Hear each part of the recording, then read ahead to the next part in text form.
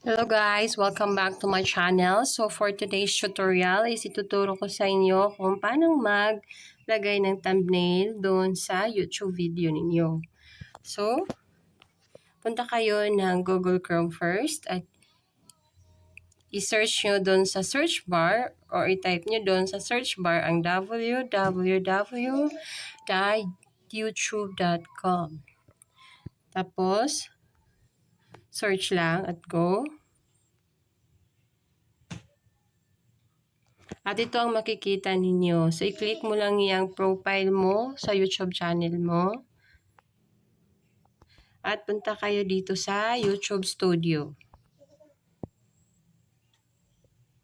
So, pagka-click mo dun sa YouTube Studio, ito naman ang lalabas. So, paglabas nito, i-click mo itong may YouTube icon dito sa kaliwa. So, i-click mo yan. Tapos, ito yung makikita mo or dadalhin ka doon sa YouTube dashboard mo. So, kunwari, is maglalagay ka ng thumbnail doon sa video mo na walang thumbnail. So, maghanap ka lang ng video mo na walang thumbnail. O for example, sa akin is itong talbos ng kamote. Wala itong thumbnail. Ito ang lalagyan natin ng thumbnail. So, i-click mo lang yung video. Tapos, scroll up mo lang. So, dito may makikita kang thumbnail, tapos upload file.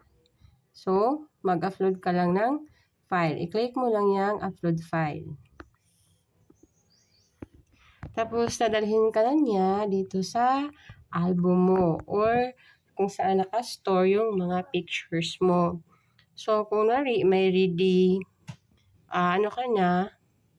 thumbnail, so, ilagay mo lang yun doon. For example, sa akin, ang nilagay kong thumbnail is, kunwari itong picture ko. So, click mo lang yung done.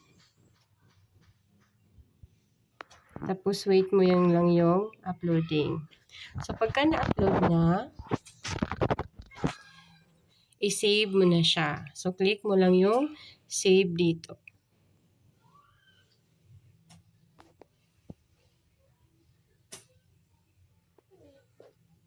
So, may nakalagay, changes save. So, check natin kung may nakalagay na ba doon sa video natin. So, back lang natin para ma-check natin. So, ayan guys. So, kung makikita nyo, yung talbos na kamote, na video ko is meron ng picture ko na nilagay ko. So, double check natin ulit. Punta tayo sa channel.